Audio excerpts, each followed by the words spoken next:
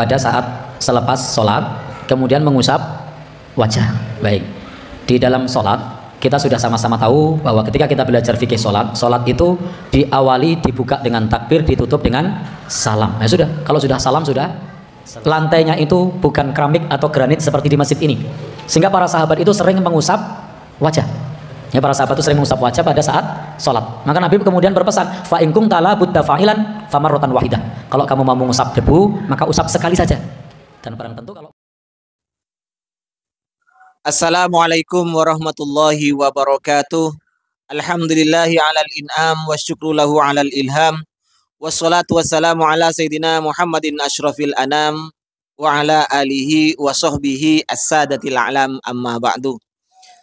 Teman-teman semuanya yang nonton video ini, saya tak lupa untuk mendoakan semoga Allah Subhanahu wa taala menjadikan kita orang-orang yang beruntung di dunia ini, lebih-lebih di akhirat, menjadikan kita orang-orang yang selalu mendapatkan hidayahnya. Amin, Allahumma amin. Kali ini saya akan merespon ceramahnya Ustadz Mujiman.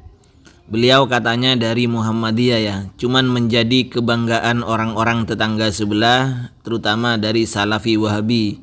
Dan yang paling membanggakan adalah Ustadz Endang Jaya Putra alias EJP SPDI, yang sering dijadikan rujukan oleh Endang Jaya Putra SPDI itu. Ketika mendapat pertanyaan bagaimana hukumnya mengusap wajah setelah sholat, maka Ustadz Mujiman itu menjelaskan bahwa rangkaian sholat, yang namanya sholat di fikih-fikih itu telah dijelaskan bahwa sholat ini kan dimulai dari takbiratul ihram sampai salam. Jadi tidak perlu ditambah oleh lain-lainnya. Sekalipun mengusap wajah itu katanya menambah sholat.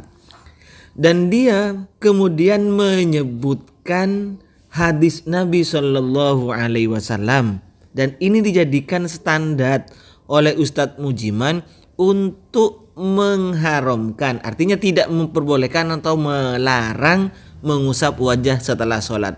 Ayo kita dengarkan bagaimana dia menjelaskan hadis ini. Pada saat selepas sholat kemudian mengusap wajah. Baik, di dalam sholat kita sudah sama-sama tahu bahwa ketika kita belajar fikih sholat, sholat itu diawali dibuka dengan takbir, ditutup dengan salam. Ya sudah, kalau sudah salam sudah selesai. Jadi tidak ada tambahan yang lainnya. Adapun setelah itu yang dituntunkan adalah berzikir. Jadi setelah sholat yang dituntunkan adalah berzikir. Adapun kemudian mengusap wajah itu di zaman Nabi, tanahnya itu, lantainya itu bukan keramik atau granit seperti di masjid ini, sehingga para sahabat itu sering mengusap wajah. Ya, para sahabat itu sering mengusap wajah pada saat sholat. Maka Nabi kemudian berpesan, fa in kunta la budda fa'ilan famarratan wahidah. Kalau kamu mau mengusap debu, maka usap sekali saja. Dan barang tentu kalau mengusap sekali yang terakhir, tidak mungkin mengusap sekali yang pertama. Nah, karena pada saat sholat begitu sujud diusap, sujud lagi diusap. Maka Nabi nasihatkan kepada para sahabat, fa in kunta la budda fa'ilan. Kalau kamu harus mengusap, maka famarratan wahidah, sekali saja. Jadi tidak setiap sujud diusap, kena pasir toh, sujud lagi diusap lagi. Nah, maka Nabi perintahkan sekali saja. Nah, maka al-hukmu yaduru ma'a illatihi. Suatu hukum berjalan sesuai dengan ilahnya, sebabnya. Sekarang granitnya ini ada debunya apa tidak? Nempel di sini nomor boten. Ya sudah, tidak perlu diusap. Nah, kecuali Bapak Ibu sholatnya di pinggir pantai. Nah, yang di situ langsung pasir atau sholatnya di tanah lapang, tidak dapat bagian tikar. Nah, sehingga sujudnya langsung di tanah, maka usap sekali saja. Jangan setiap sujud bangkit diusap. Nah, begitu sujud lagi bangkit diusap lagi. No, tidak boleh. Nah, jangan. Tapi famarratan wahida, sekali saja. Kapan? Nek wis rampung, kalau sudah selesai. Wallahu a'lam bishawab. Pak Ustadz Mujiman, bukankah pertanyaan yang diajukan pada Anda, yang ditanyakan pada Anda itu kan hukum mengusap wajah setelahnya sholat?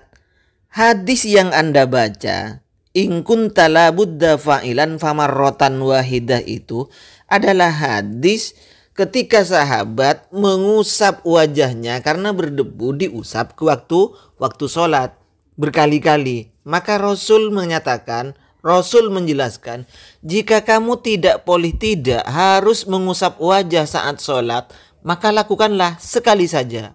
Auda, dalam riwayat lain, famarrotan wahidah, auda, usap sekali saja atau tinggalkan, jangan mengusap, maksudnya seperti itu. Bahkan di bab lain, di dalam kitab-kitab di hadis itu Pak, bukan hanya mengusap wajah, itu adalah taswiyatul haso, mau diasujud kan itu. Yang diratakan, haso-haso atau kerikil atau debu, itu tempatnya sujud yang diratakan. Biasanya sahabat itu mengusap waktu mau sujud, kerikilnya itu diratakan kemudian sujud. Atau wajahnya yang diusap karena menempel mungkin diusap begitu Pak. Jadi hadis itu ada dua maknanya. Silakan Anda lihat, cek di kitab-kitab hadis. Ada yang meratakan, artinya mengusap tempat sujudnya sebelum ia sujud, lalu sujud sahabat itu. Atau setelah sujud, karena mungkin ada kerikil dan debu yang menempel di wajahnya kemudian diusap. Dan ini ditanyakan kepada Nabi, maka Nabi menjelaskan, usap sekali saja. Ini dipahami oleh ulama, bukan seperti Anda diusap setelahnya sholat. Bukan, itu di dalam sholat Pak. Jadi kata Anda membawakan kaidah al-hukmu yaduru allatihi, bukan seperti itu. Karena dulu di zaman Rasulullah itu kerikilnya, lantainya masjidnya itu kerikil, debu dan lain-lain semacamnya, bukan keramik atau granit seperti sekarang. Sehingga maka kalau tidak boleh tidak harus diusap. Mau diusap harus di terakhir. Itu kata Anda kan. Siapa yang memahami seperti Anda itu? Ulama siapa? Ayo, walaupun ulama Anda sendiri sudah. Siapa? Silahkan, tolong sebutkan siapa nama ulama itu. Nah, sekarang Pak Ustadz Mujiman, ayo kita sekarang cek kitab hadisnya. Langsung kembali ke hadisnya saja ya, dan penjelasan-penjelasan dari ulama.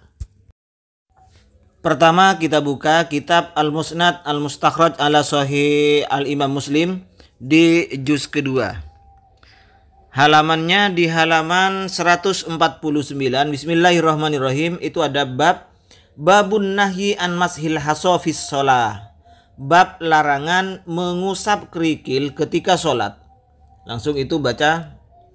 Saya ambil poinnya. Sa'altu Rasulullah sallallahu alaihi wasallam. Saya bertanya terhadap Rasul an mashil haso, tentang mengusap kerikil. Faqala li, maka Nabi menjawab pada saya, marratan auda, satu kali saja atau tinggalkan.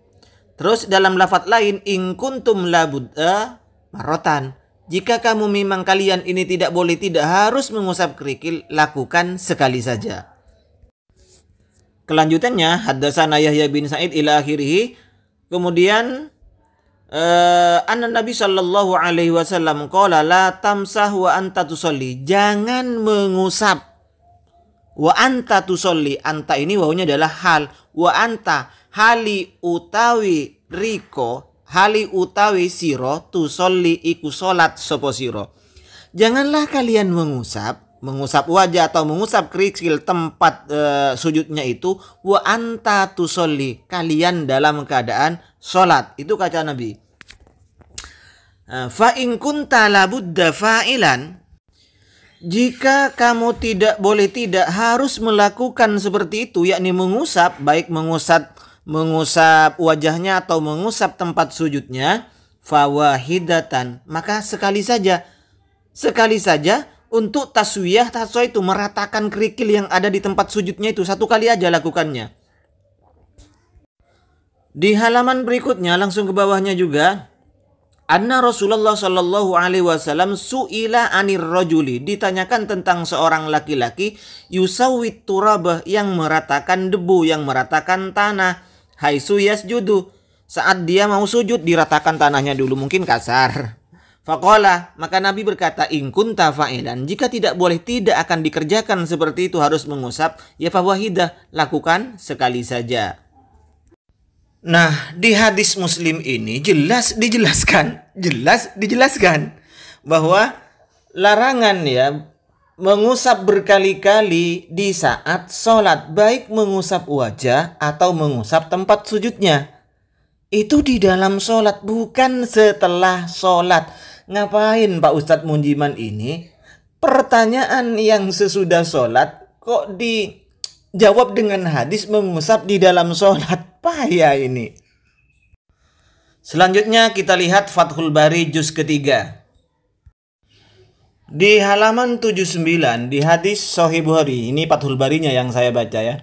Babu mashil haso fi sholah, bab mengusap kerikil ketika sholat. Juga sama dengan di lafaz Sahih Muslim itu, anna Nabi sallallahu alaihi wasallam qala fir rajuli, berkata pada seorang laki-laki dalam masalah seorang laki-laki yang yusawit turaba, yang meratakan debu haitsu yasjudu, saat ia sujud. Qala, Nabi berkata, in kunta fa'ilan fawahidah, jika kamu tidak boleh tidak untuk mengerjakannya ini, maka lakukan sekali saja, jangan berulang-ulang.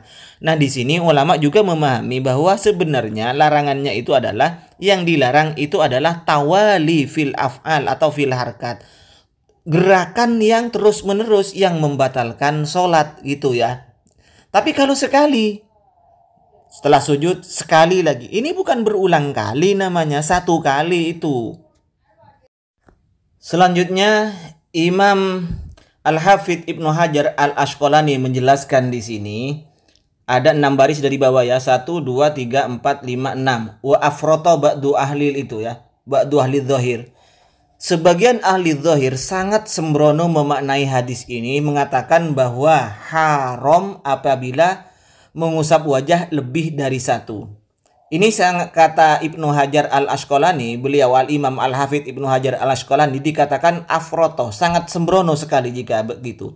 Karena tidak dibedakan mengusap wajah yang diharamkan lebih satu kali itu ketika tawali, berturut-turut. Apa? Satu, diam dulu, sujud, setelah itu diusap lagi. Nah, berdiri, sujud, diusap, duduk, kemudian sujud, bangun, diusap lagi. Apa seperti itu? Makanya oleh Ibnu Hajar Al-Asqalani dikatakan sangat sembrono sekali. Sekarang kita lihat di dalam kitab Tuhfatul Ahwadi, syarah kitab dari syarah hadis Sunan At-Tirmidzi, tepatnya di juz kedua, di halaman ini ya, halamannya 383, sama hadisnya juga dari Mu'aqib itu, dari Mu'aqib. Sa'altu Rasulullah sallallahu alaihi wasallam an mashil haso. Saya bertanya terhadap Rasulullah tentang seseorang yang mengusap kerikil fi sholati, di dalam sholat. Ingat, fi sholati, di dalam sholat Pak, bukan setelah sholat. Faqala in kunta la budda fa'ilan, jika kamu harus mengerjakannya, tidak boleh tidak, harus dikerjakan, famarrotan wahidah, maka cukup sekali saja. Kenapa harus dikerjakan sekali saja, jangan berulang-ulang, jangan sampai tawali, berturut-turut maksudnya ini. Kenapa harus seperti itu? Hadat ta'lil, alasan ini adalah yadullu ala annal hikmata fin nahyi anil mashi alla yushghila khatirahu bi syai'in yulhihi anir rahmati al muwajihah lahu.